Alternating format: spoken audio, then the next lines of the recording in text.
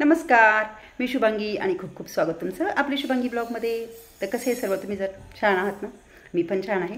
2-3 दिवस थोडी थकलेली होती कारण ब्रह्मगिरीची फेरी करून आली होती ना।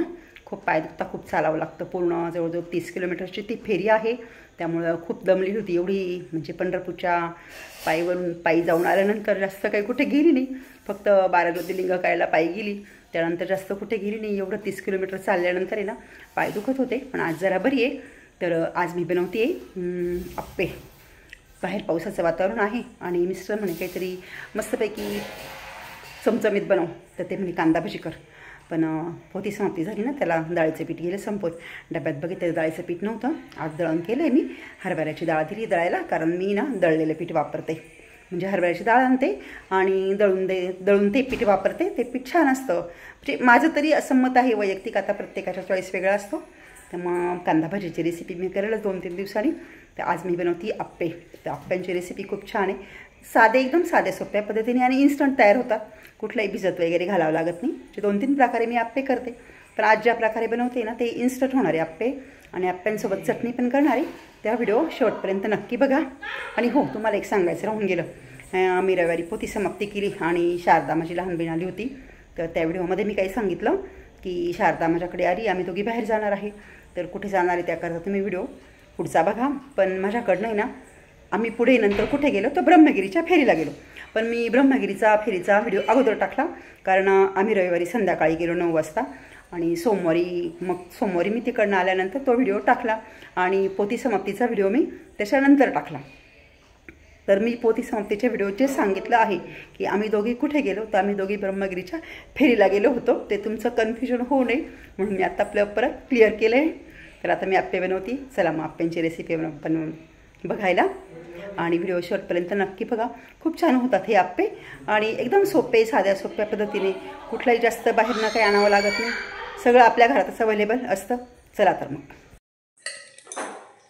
आप्पे बनवण्यासाठी ना मी इथे अर्धा किलो रवा घेतला आहे, स्वच्छ चाळून घेतला, निवडून घेतला। आणि हे ताक आहे, ताक टाकते मी आता याच्यामध्ये, छान घट्ट ताक एकदम मस्त। आणि रवा व्यवस्थित कालवून घेते याच्यामध्ये।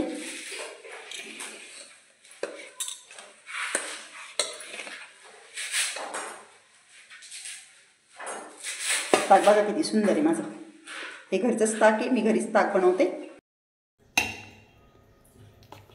तो अर्धा किलो रवा होता आणि 1 लिटर ताक होतं, तरी ताक थोडं कमी पडलं, मग मी थोडं पाणी टाकलं याच्यामध्ये आणि व्यवस्थित एकजीव करून हे बघा।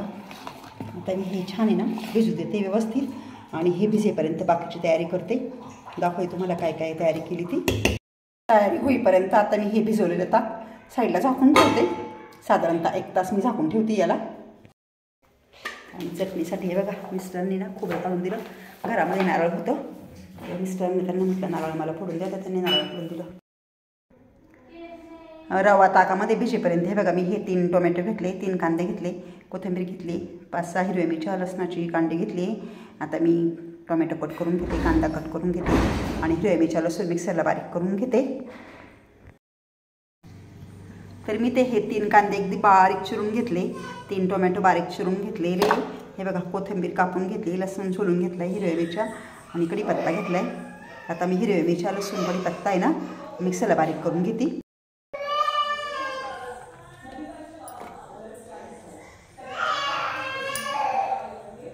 मिरच्या, लसूण आणि कढीपत्ता मिक्सरला बारीक वाटून घेतला आहे मी। आणि आता हे सर्व आहे ना चिरलेलं साहित्य मी ह्या भिजलेल्या रव्यामध्ये घालते। रवा भिजून साधारणतः अर्धा तास झाला आहे। आता अर्धा तासामध्ये मी सगळं कट करून घेतलं आणि सर्व याच्यामध्ये मी व्यवस्थित कालवून घेते। आता टोमॅटो बारीक, जेवढी जास्त बारीक चिरता येईल ना तेवढी बारीक चिरायची।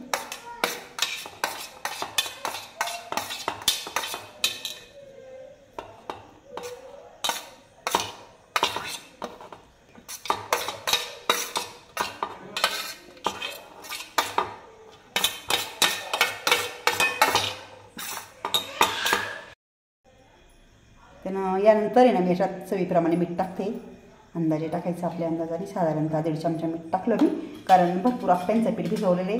त्याच्यानंतर थोडेसे जिरे टाकले, नंतर थोडीशी हळद टाकायची, थोडेसे बदामी कलरचे धिरडे आहे ना म्हणजे आप्पे छान वाटतात. थोडी टाकायची हळद नॉर्मल. आणि नंतर मी हे छान एकजीव करून घेते.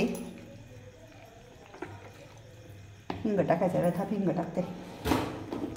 टाकायचं साधारणतः पाव चमचाभर हिंग टाकायचा. तर हे छान फेटून घेते मी. बघा रवा भरपूर फुगला आहे.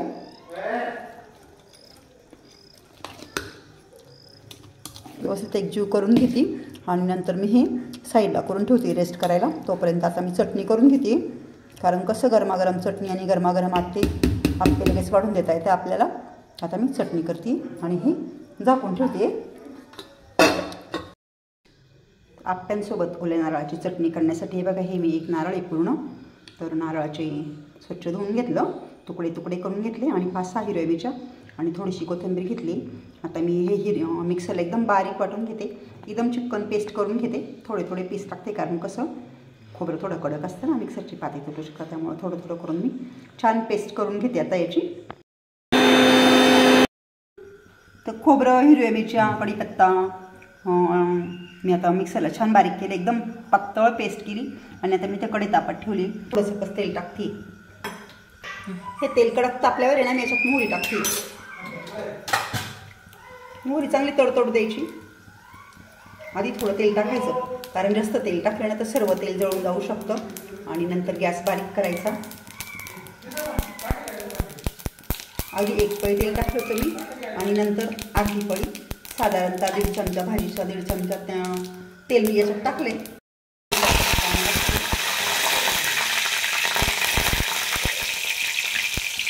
आणि नंतर याच्यामध्ये मी टाकते जिरे.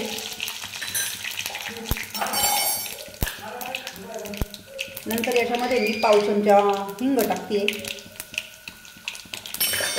आणि छान फोडणी आल्यानंतर ना मी आता याच्यामध्ये बघा हे सगळं टाकते व्यवस्थित.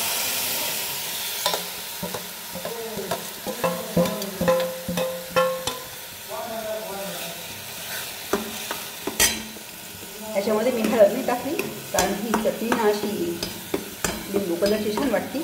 पांढरीपट आणि अशी हिरवट कलरची हिरवी चांगली वाटत. तर याच्यामध्ये मी हळद नाही टाकलेली आहे.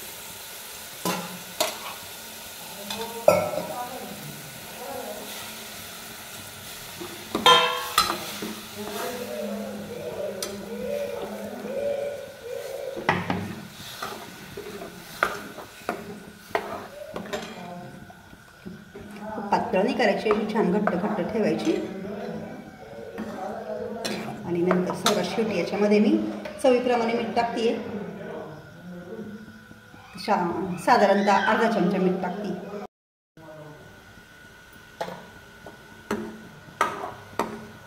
आणि आता चटणी बारीक गॅसवर होऊ देते. तोपर्यंत मी इकडे आप्पे तयार करते. आता तर इथं आप्प्यांचं पीठ छान फुगलंय. आणि आता मी सोड्याखारमध्ये नाही बघा पाणी घेतलं थोडंसं. कारण आहे ना पाण्यामध्ये छान सोड्याखार असा विरघळून घ्यायचा आणि मग याच्यामध्ये टाकायचा. नंतर थोडं पाणी टाकायचं. आणि आता हे पीठ आहे ना असं एकाच दिशेने छान फेटून घ्यायचं. हे बघा सोड्याखार टाकलं का पीठ असं हलकं हलकं होतं. आणि आता आप्पे बनवण्यासाठी मी हे बघा आप्पे पात्र ठेवलं आहे गॅसवर तापत. बारीक गॅस करून ठेवला आहे. आणि इकडे चटणी पण झाली आहे. चटणी छान उकळली. चटणी खायचा गॅस आता बंद करते. ग्रीस करून घेते. खूप तेल नाही टाकायचं आहे बघा. यातलंच तेल जास्त झालेलं मी ह्या सगळ्या आप्पे पात्रांना लावते आहे. हे आप्प्यांचं भांडं ना माझ्या मिस्टरांना ऑफिसवरनं भेटलेलं आहे.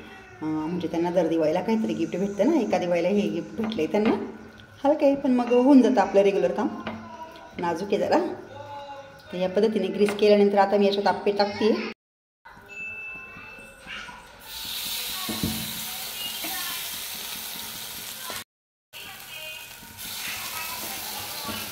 नंतर ना या पद्धतीने मी ना छोट्या चमच्याने ना सगळ्या याच्यात आप्पे पात्रांमध्ये आप्प्याचं पीठ घालते.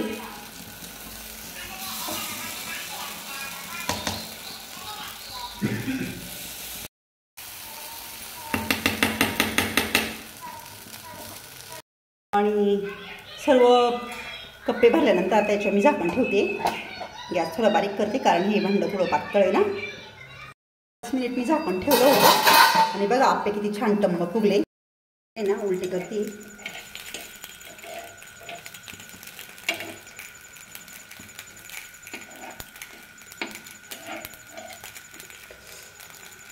आणि आता दुसऱ्या बाजूने परत 2 मिनिट बारीक गॅसवर ठेवते. परत झाकण ठेवते. आणि 2 मिनिट झाले. आता दाखवते मी तुम्हाला. झाले आप्पे ते बघा. दोन्ही साईडने आप्पे एकदम छान भाजले.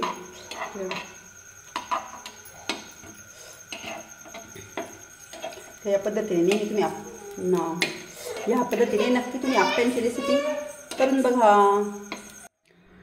तर या पद्धतीने मी सर्व आप्पे केले. एकीकडे आप्पे मी करत होते आणि एकीकडे रोहिणी वाढत होती लगेच गरमागरम आप्पे. तर करायला अगदी सोपे आणि अतिशय चवदार लागणारी ही सोप्यात सोपी रेसिपी आहे. तेव्हा नक्कीच आप्पे ट्राय करून बघा. आणि व्हिडिओ आवडल्यास लाईक करा, कमेंट करा. चॅनलवर नवीन असेल तर सबस्क्राईब नक्की करा. परत भेटू उद्याच्या नवीन व्हिडिओमध्ये. अजून माझं आप्पे करायचं काम चालूच आहे. हे बघा व्हिडिओ संपवला मी, पण अजून आप्पे करायचं काम चालूच आहे. एकीकडे वाढती रोहिणी. हे बघा वाढलेली डिश पण तुम्हाला दाखवते. आणि चटणी पण छान झाली होती आणि आप्पे पण खूप छान झाले ते. सो एकदम मस्त घरातल्याच साहित्यामध्ये ही रेसिपी होते. नारळ असतंच आपल्याकडे ना, आणि नसलं तर एक नारळ घेऊन यायचं. या पद्धतीने आप्पे आणि चटणी खायला. या प्रकारे आप्पे आणि चटणी तयार झाली. मी तुम्हाला आप्पा तोडून दाखवते. हे बघा एकदम छान मध्ये मस्त झाले, खुसखुशीत झाले. पीठ वगैरे काही नाही राहिलेलं. तर आता मी नैवेद्य दाखवते आणि टेरेसला गरमागरम आप्पे सर्व करते. या तुम्ही पण आप्पे खायला.